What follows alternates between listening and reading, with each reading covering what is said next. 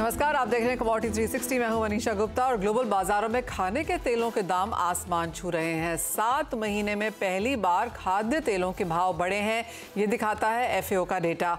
Veg oil prices index की अगर बात करें तो ये 1 साल की ऊंचाई पर है। पिछले मंथ ऑन मंथ की बात करें तो यहाँ पर 8% का इजाफा देखने को मिला है और काफ़ी सारे खाने के तेल, चाहे वो सोया है, पाम है, सनफ्लावर है, सभी में यहाँ पर तेज़ी देखने को मिल रही है। एक्चुअली ओवरऑल एफओ इंडेक्स में जितनी तेज़ी हमने खाने के तेलों में आते हुए देखी है, उतनी किसी ही शायद इंडेक्स में है। भारतीय बाजार पर इसका क्या असर पड़ सकता है, इंपोर्ट्स के आंकड़े क्या हैं, इन खास चर्चा पर बात करने के लिए हमारे साथ हैं एशिया पाम ऑयल अलायंस के चेयरमैन अतुल चतुर्वेदी और all India cotton seed crusher association के चेयरमैन संदीप बजोरिया। आप दोनों का ही कार्यक्रम में स्वागत है। अतुल जी, ऑफकोर्स खाने के तेलों के प्राइसेस हमने ऑन टॉप तो यहाँ पर सुधरते हुए देखे, उसके बाद काफ़ी समय तक वहीं पढ़े भी रहे, लेकिन पिछला 1 महीना अगर हम देखें तो निचले स्तरों से खरीदारी तो है ही, अंतर्राष्ट्रीय बाजारों में भी काफ़ी हद तक खाने के तेलों में यहाँ पर बढ़त है। कैसे देखते हैं आप इसका इम्पैक्ट, कितनी लंबी है, स्पेशली पाम की तेज़ी चल सकती है? देखिए मनीषा जी, अगर आप इंडिया का इंपोर्ट ट्रैक करें पिछले 2 महीने में, फरवरी मंथ में हम लोगों का इंपोर्ट था करीबन 9.6 मिलियन लाख टन्स, जिसका कि इम्पैक्ट अपने लोगों ने मार्च में देखा कि मार्च में रेडी गुड्स की डिमांड बहुत स्ट्रांग थी। तो मार्च के अंदर अपना इंपोर्ट भी रफली अबाउट 11.4 या इसके आसपास ही रहा है, 11 लाख टन के आजू बाजू। तो वो डिमांड बहुत ज़्यादा स्ट्रांग थी। उसका कारण एक तो था रमादान की बाइंग, दूसरा होली की बाइंग। इन सबको देखते हुए हिंदुस्तान में डिमांड मार्च महीने में बहुत स्ट्रांग थी। पर ये चीज़ मैं नहीं समझता कि आज की तारीख में मौजूद है। अप्रैल महीना इंपोर्ट भी हिंदुस्तान में काफ़ी ज़्यादा होने वाला है। हम लोगों का जो अभी प्रिलिमिनरी रिपोर्ट आ रही है उसके बेसिस पे 13.5 मिलियन टन के 1.35 मिलियन टन या 135 लाख टन के आसपास भी आ सकता है, 13 लाख टन, सॉरी 13.5 आ सकता है जी। वो सब भी बाजारों को दबाएगा। और सेकेंडली मस्टर्ड की जो अराइवल्स हैं आज वो 8-9 लाख बैग्स के आसपास हैं पर डे। इसका भी मैं समझता हूं, जो हम लोगों की रिपोर्ट मिल रही है ग्राउंड लेवल से, कि आने वाले दिनों में ये 15-16 लाख बैग्स पर डे का अराइवल हो जाएगा। तो ये सारी चीजें बाजारों को प्रेशराइज करेंगी और प्रेशराइज करना ऑलरेडी चालू भी हो चुका है।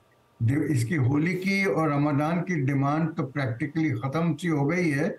और अब आप देखिए कि हिंदुस्तान के जितने बाजार हैं ऊपर का घर छोड़ते जा रहे हैं और नीचे आते जा रहे हैं। आई वॉज सरप्राइज कि आज की तारीख में अगर आप देखिए ना, 95-96 रुपए की रेंज में हिंदुस्तान में सारे खाने के तेल आज की तारीख में आ गए हैं, चाहे वो सनफ्लावर हो, चाहे वो सोया हो, चाहे वो पामोलीन हो। और पामोलीन ने अगर आप देखिए ना, इतना ज़्यादा तेज़ी आ गई इसमें जो स्प्रेड था between palm and soft oils, वो इतना ज़्यादा वाइड हो गया। उसके चलते पाम का इंपोर्ट हिंदुस्तान में डेफिनेटली घटा है। और इस महीने में तो मैं समझता हूँ केवल 4-4.25 लाख टन से ज़्यादा मार्च में पाम नहीं आया है। आने वाले दिनों में मैं समझता हूँ बाजार हिंदुस्तान के कंटेक्स्ट में तो बहुत ज़्यादा तेज़ रहना थोड़ा मुश्किल है। और जहाँ तक पाम का सवाल है, उनके यहाँ भी अब हाई प्रोडक्शन मंथ्स चालू हो रहे हैं। तो I think the worst is over for the Indian consumer. Okay, Atul ji, आपने कहा कि काफ़ी हद तक जो होली और रमजान की मांग है वो हम यहाँ पर पूरी होता हुआ देख चुके हैं, लेकिन आगे अगर जाएं तो कल गुड़ी पाड़वा है, उगाड़ी है, उसके बाद शादियों का सीजन शुरू हो जाएगा, तो मांग तो यहाँ पर बरकरार है। नहीं, मांग बरकरार रहेगी, पर मांग बहुत अच्छी नहीं रहेगी जैसा कि हम लोग अंदाज करते हैं। वैसे भी जैसे गर्मी आ जाती है तो तली भुनी चीज़ों का कंजम्पशन डेफिनेटली घटता है। और अगर आम नॉर्थ वाले हैं तो हम आम का जब सीजन आता है ना, तो खाने के तेलों पर उसका डेफिनेट इफेक्ट पड़ता है क्योंकि आम आदमी ज़्यादा खाने लगता है। तो ओवरऑल मैं समझता हूँ आने वाले दिनों में डिमांड थोड़ी म्यूटेड रहेगी, ख़त्म तो नहीं हो जाएगी, डिमांड तो डेफिनेटली रहेगी। पर वो जो रनअवे तेज़ी आ गई थी मार्च महीने में, वो शायद वापस अभी आना मुझे थोड़ा मुश्किल दिखाई देता है। ओके, तो जो मेजर डिमांड थी वो बाजार में आ चुकी है, आगे जाकर इंपोर्ट ज़्यादा होंगे, लेकिन प्राइसेस में उतना ज़्यादा इम्पैक्ट हम बनता हुआ नहीं देखेंगे। संदीप जी, स्वागत है आपका इस चर्चा में। आप कैसे देखते हैं इंपोर्ट्स आगे जाते हुए, और जो ये ब्रेकडाउन है, जैसे अतुल जी हमें समझा रहे थे, चाहे वो मस्टर्ड के अराइवल्स हैं या पाम है, सनफ्लावर और सोया की जिस तरह की भावों में सपोर्ट है, आप क्या सेंस बनाते हैं इसकी? मनीषा जी, देखिए, जैसे तेल का इंपोर्ट शुरू है कंटिन्यूस, डोमेस्टिक क्रॉप भी हमारा मस्टर्ड का है मार्केट में, तो हमें कोई सप्लाई साइड की कोई चिंता का इशू है ही नहीं। और जहां तक कीमतें हैं, अब ये कमोडिटी है, देखिए कोई भी कमोडिटी, क्रूड देख लीजिए, गोल्ड सिल्वर देख लीजिए, एग्री कमोडिटीज देख लीजिए, ये फ्लक्चुएशन होना एक नॉर्मल तौर तरीका है, कमोडिटी की फितरत है। तो 5-10% अप जाना, 5-10% नीचे जाना, ये कमोडिटी का हर 30-45 दिन के साइकिल में होते रहता है। दूसरे से वेज ऑयल का साइकिल है। और अभी जहां तक सवाल है, इंडिया में हमारे पास में जो डिमांड का पीक आया था, जैसे अतुल जी ने कहा रमजान और होली का, वो भी निकल चुका है। अब गर्मी का टाइम है, और गर्मी के समय में जैसे आम चुनाव है, आम आदमी है, वैसे खाने का आम है। तो खाने का आम जो है यूपी में, बिहार में, सब जगह में आप देखते हैं वो तेल की जगह पे और वो आम और रोटी खा लेते हैं। तो उस कारण से तेल का कंजम्पशन हर साल गर्मी में गिरता है, 15 अप्रैल से 31 मई के बीच में। तो इस बात को लेके तो हमें ज्यादा चिंता है कि कंजम्पशन गिरने वाला है, सप्लाई का क्या करेंगे। तो आप देखिए, उस तरीके से कोई चिंता का विषय नहीं है। और वेज ऑयल की प्राइसेस कंटेंट है। फॉरेन मार्केट में भी आज देख रहे हैं, आज हमारे पाम ऑयल की कीमतें $20-25 गिरी है, आज सोयाबीन ऑयल की कीमत भी $20 गिरी है। तो ये देखते हुए लग रहा है कि एक बार जो टेम्पररी पीक आना था वो आ चुका है। अब यहाँ से फॉरेन मार्केट भी थोड़ा नीचे की तरफ ही चलने वाला है। मैं नहीं कहूंगा कि बहुत मंदी आएगी, लेकिन $20 तो ऑलरेडी आज नीचे दिख रहा है। हो सकता है हमें और $25-30 मार्केट नीचे जा सकता है। तो ये माहौल बना रहेगा एंड कोई दिक्कत नहीं है। और साथ में हमारी जो फसल है, रादर किसान जो है रेपसीड मस्टर्ड के, उन किसानों को थोड़े ढंग के दाम मिल जाएंगे। ये इन दिनों में जो फॉरेन मार्केट जो बढ़ा है उसको लेके, वो एक अच्छी बात है कि सपोर्ट प्राइस के आसपास उनको मिल जाए। ये गवर्नमेंट का भी व्यू होता है, गवर्नमेंट को भी नाफेड के थ्रू वही इंश्योर करना होता है। यदि मार्केट फोर्सेस ही वो कुछ करवा सके तो बड़ी अच्छी बात होगी। तो ये सब बातें हैं। तो तेल का मार्केट, वर्ल्ड में कोई तेल की कमी नहीं है। वर्ल्ड में अभी आने वाले दिनों में साउथ अमेरिका में सोयाबीन की क्रशिंग फुल स्विंग में बढ़ने वाली है, एंड किसान का सेलिंग भी वहां बढ़ने वाला है, ब्राजील अर्जेंटीना में। और पाम ऑयल में भी प्रोडक्शन बढ़ने वाला है, हम देखेंगे मई से। तो सप्लाई साइड में कोई दिक्कत नहीं आ रही। सनफ्लावर का तो हमें अच्छा फ्लो मिल ही रहा है सब तरीके से, यूक्रेन से, रशिया से, अर्जेंटीना से और यूरोपियन देशों से। और इंडिया को देख रहे हैं हम, कितना सारा सनफ्लावर ऑयल जो एकदम प्रीमियम तेल गिना जाता था, वो मार्च के महीने में हमने 4,20,000 टन सनफ्लावर ऑयल इम्पोर्ट कर दिया है। सो मतलब वर्ल्ड में कितना अच्छा अवेलेबल था, और हमने देश में कंज्यूमर को एक अच्छा तेल बहुत रीजनेबल दाम में खाने को मिल रहा है। तो ये भी एक खुशी की बात है। ये बहुत पॉइंट नोटेड है। आप भी जाके चाहो तो सनफ्लावर ऑयल 1 लीटर का बॉटल खरीद लें, और इसमें आपको दाम में मिलेगा, वो बहुत ही सस्ता दाम है सनफ्लावर का, एंड रादर पाम ऑयल और सोया ऑयल से सस्ता मिलेगा। ओके जैसे आप दोनों मुझे कह रहे हो कि गर्मियों में बहुत डिमांड नहीं आएगी, मैं तो अब इन एनी केस शादियां देख रही हूँ, इलेक्शंस भी देख रही हूँ, जहाँ पे हर चीज़ की मांग बढ़ती है। उसके बाद मॉनसून आएगा तब भी यहाँ पे मांग बढ़ती है। जैसे अतुल जी कह रहे हैं अभी तला भुना नहीं खाएंगे, मॉनसून में सब लोग फिर तला भुना ही फिर आगे जाके खाएंगे। तो एक थोड़ा सा लॉन्गर टर्म पीरियड भी अगर हम यहाँ पर लेके चलें, नॉट जस्ट दिस क्वार्टर, अगला क्वार्टर भी लें, तो अगले 6 महीने के लिहाज से अतुल जी क्या आप कहेंगे कि खाने के तेलों में इन्फ्लेशन की चिंता एज ऑफ योर यहाँ पर नहीं है? देखिए, मैं पता नहीं कितना सही होऊंगा कितना गलत होऊंगा, मैं नहीं कह सकता, पर मेरा ये मानना है कि पोस्ट जून बाजार थोड़े हिंदुस्तान में गर्म होना चाहिए, क्योंकि उस जहां वंस द रेन्स हिट तो डिमांड भी स्ट्रांग हो जाती है, और तब तक के जो मस्टर्ड का प्रेशर है वो भी हिंदुस्तान में ईज हो चुका होगा। और हिंदुस्तानी इंपोर्टर्स ने इतना अपने हाथ पैर जलाए हैं कि इंपोर्ट्स भी more or less regulated रहेंगे। So this should ensure कि prices slightly elevated रहें। मैं तो ये मानता हूँ कि ये साल शायद 2 पार्ट्स का साल रहेगा, जून का एक पार्ट और बियॉन्ड जून दूसरा पार्ट। तो beyond June we feel markets थोड़े मजबूत होने चाहिए और डिमांड स्ट्रांग होनी चाहिए वंस रेन्स हिट। और अभी जो मॉनसून की सिचुएशन दिख रही है और जो रिपोर्ट्स आ रही हैं, उसके हिसाब से तो Hindustan should facing a good monsoon. और अगर मॉनसून अच्छा होता है वो भी डिमांड को स्ट्रॉन्ग करता है। ओवरऑल पोस्ट जून मैं समझता हूँ बाजार थोड़े मजबूत होने चाहिए। अभी 2 महीने अगले तो कुछ ज्यादा मुझे मजबूती नहीं।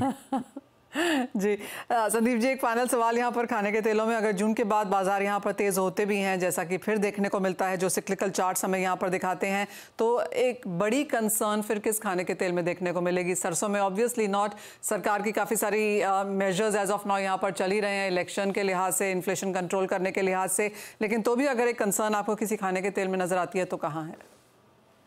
नहीं, देखिए जून से लगा, जब जून में क्या होता है, जून में पाम ऑयल का सीजन रहता है और जून में सोयाबीन ऑयल भी हमें मिलेगा अच्छी तरह से फॉरेन में हर मात्रा में। जून में थोड़ा सनफ्लावर की अवेलेबिलिटी कम हो जाती है, सनफ्लावर का ऑफ सीजन हो जाता है। वो तो ठीक है, सीजनलिटी है तेलों की, तो हमें, मेरे को लगता है कि सोयाबीन ऑयल और पाम ऑयल इनफ अवेलेबल रहेगा, मेरे को दिक्कत नहीं है। लेकिन लोकल मार्केट जो अभी थोड़ा सा डिप्रेस रहेगा महीना 1.5 महीना, वो लोकल मार्केट जून से डेफिनेटली थोड़ा इम्प्रूव हो जाएगा, उसमें कोई डाउट नहीं है।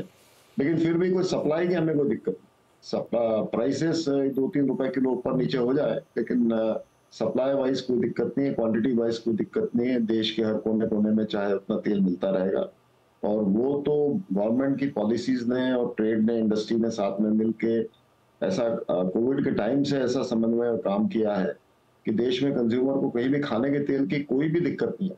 भले कोई दूसरे कमोडिटी में कोई भी दिक्कत आई हो, लेकिन खाने के तेल में 2020 से लेके अब देख रहे हैं 2024 हो गया, 4 सालों में कभी भी कहीं भी कोई दिक्कत नहीं आई। कोविड के महीनों में भी इतना ध्यान से ट्रेड ने सप्लाई चेन बना के रखी, गवर्नमेंट ने भी साथ में मिलकर काम किया। तो एक कमोडिटी है जिसमें 100% क्रेडिट गवर्नमेंट को और इंडस्ट्री को, ट्रेड को एक समन्वय बना के चलने के बारे में मिलता है, इसमें कोई दैट पॉइंट इज टेकन। और जैसा कहा गया कि जून तक तो कोई चिंता नहीं है, उसके बाद देखना होगा। और जुलाई में ऑफ कोर्स यहाँ पर जब तक वो महीना आएगा तब तक खरीफ सोइंग कैसी है, मॉनसून कैसा एक्चुअल है, काफ़ी सारी नई नई चीज़ें भी यहाँ पर आ जाएंगी जिसके ऊपर ऑफ कोर्स हमें यहाँ पर नज़र रखनी होगी। ये बात खाने के तेलों की हुई है, लेकिन क्योंकि आप हमारे साथ हैं अतुल जी, चीनी को लेकर अब क्या है? क्योंकि ज़्यादा चीनी है ऐसा माना जा रहा है, भाव यहाँ पर थोड़े से अंडर प्रेशर है, इंटरनेशनल मार्केट्स में बहुत फ्लैट होते हुए नजर आए हैं। डिमांड ऑफ कोर्स आइसक्रीम्स है, कोलाज है, रसनाज है, उन सब की अब बढ़ती हुई दिखेगी समर्स में। तो ओवरऑल स्टॉक अवेलेबिलिटी और डिमांड कैसे देखते हैं? देखिए, एक तो हिंदुस्तान में जो लास्ट अगस्त में रेंज कम हुए थे, उसके चलते हम लोगों ने अपनी क्रॉप को जरूरत से ज्यादा डिस्काउंट कर दिया था जी। सब्सिक्वेंट इवेंट्स आज की तारीख में मैं ये देख रहा हूँ कि अपना जो प्रोडक्शन है ऑलमोस्ट 32 मिलियन टन या उससे थोड़ा ज्यादा भी हो सकता है। व्यूअर्स, आपको ध्यान होगा, मैं शुरू से ही बोलता रहा हूँ कि ये जो नंबर्स लोग बाग बोल रहे हैं, मैं उससे इत्तेफाक नहीं रखता। अब लगता है कि subsequently we were right and the industry may not have been all that right. तो जो आज स्टॉक्स का सवाल है, तो स्टॉक्स की तो कोई कमी नहीं है, और गवर्नमेंट ने दूसरा डाइवर्जन टुवर्ड्स एथेनॉल भी रिड्यूस करवा दिया था, कैप कर दिया था 1.7 मिलियन टन का। तो जहां तक शुगर की अवेलेबिलिटी का सवाल है, एब्सोल्युटली कोई इशू नहीं है। पर जहां तक गर्मी का सवाल है, और गर्मी आते आते चीनी की खपत थोड़ी बढ़ जाती है, तो अभी तो गवर्नमेंट ने एलोकेशन को बढ़ा दिया है 2.5 million ton for the month of April. तो ये सब चीजें बाजारों को कंट्रोल में रखेंगी। पर मैं समझता हूँ जो आज का लेवल है बाजारों का, इस लेवल से बाजार थोड़े बहुत इंच ऊपर करने चाहिए, और पर बहुत ज्यादा तेजी नहीं एक्सपेक्ट कर सकते। और हिंदुस्तान तो इंसुलेटेड मार्केट है ही है, तो अपने यहाँ बहुत ज्यादा तेजी आने वाली नहीं है। पर अभी 1 रुपए 1.5 रुपए किलो की अगर तेजी आ जाए आने वाले 2 महीनों में, तो मुझे कोई बहुत ज्यादा ताज्जुब नहीं होगा। और मैं समझता हूँ गवर्नमेंट को भी उस पर कोई फिक्र नहीं होनी चाहिए, क्योंकि अपने इतने ज्यादा कंट्रोल भाव हैं, सब चीजों में तेजी मंदी हुई है, इन्फ्लेशन आया है।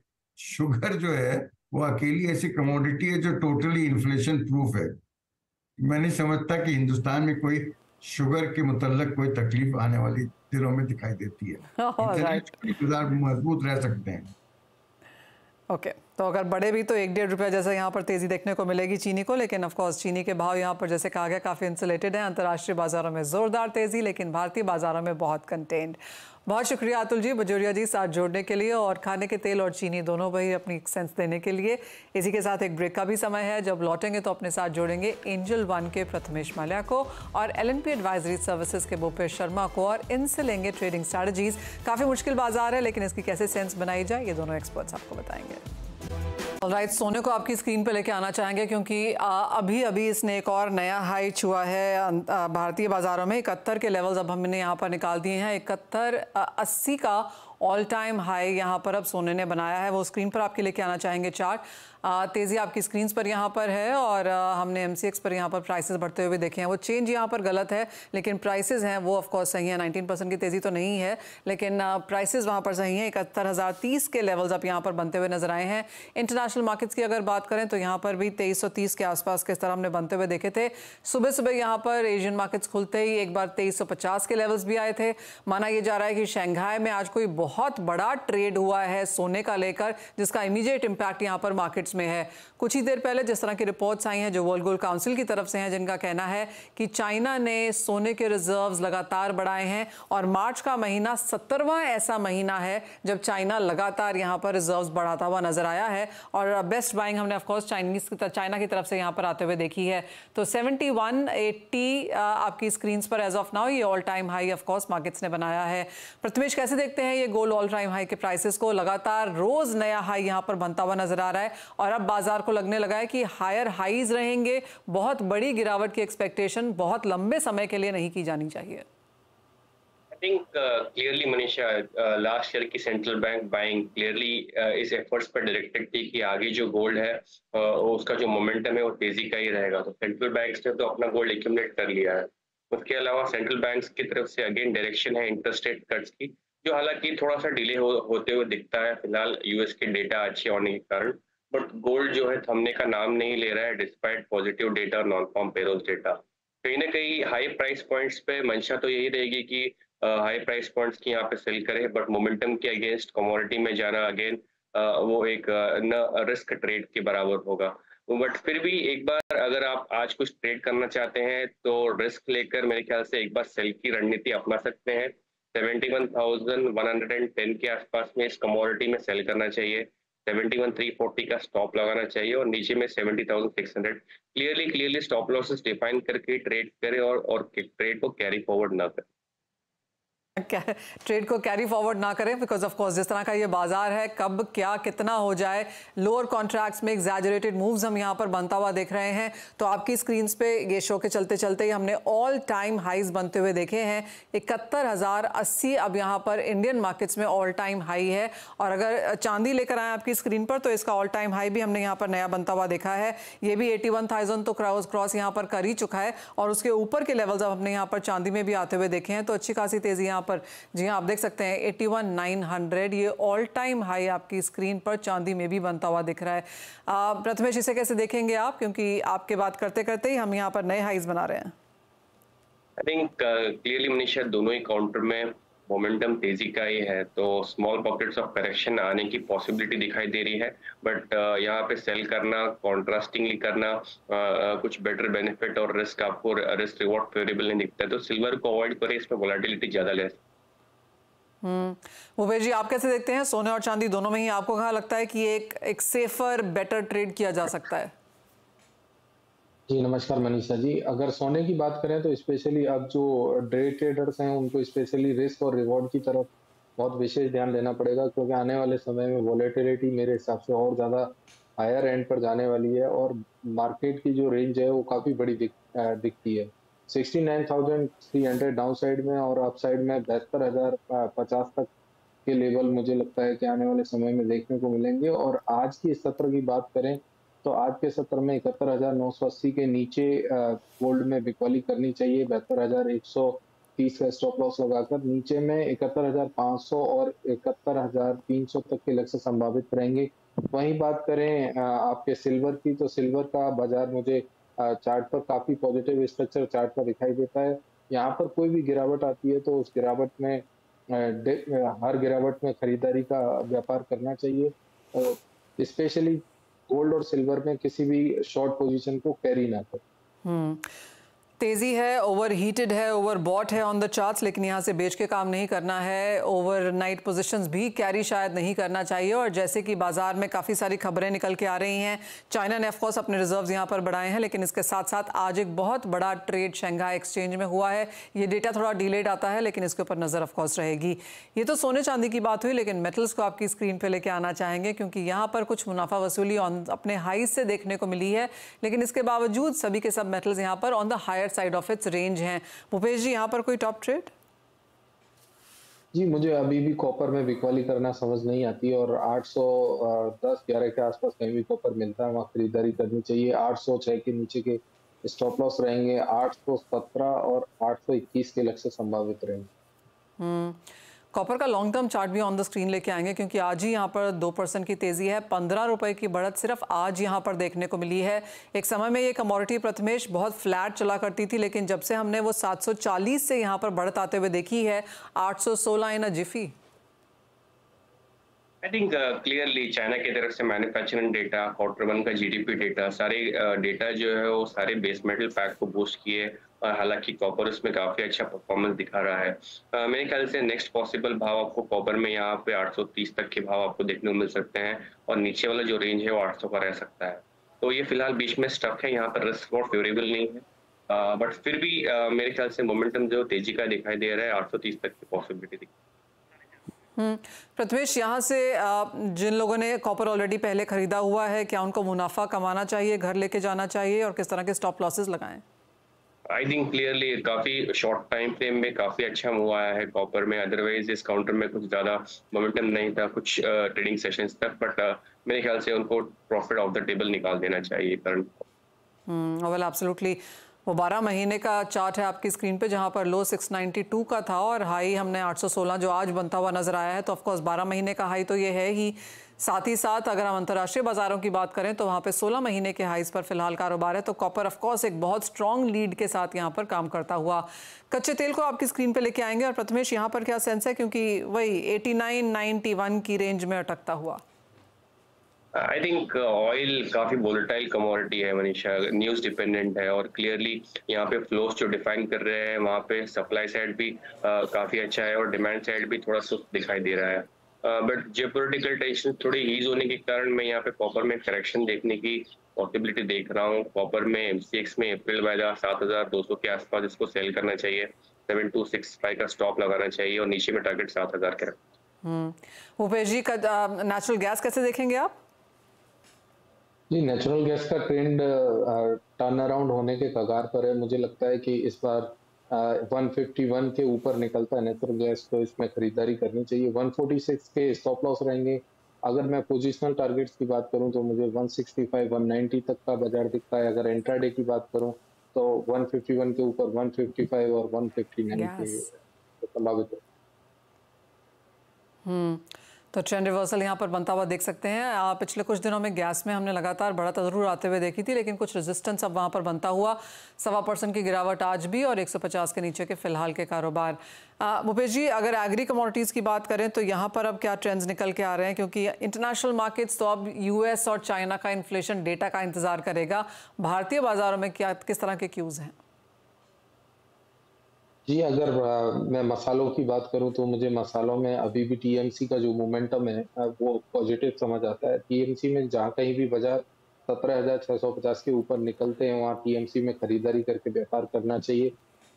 अपसाइड में 18,200 18,600 तक के लक्ष्य संभावित रहेंगे।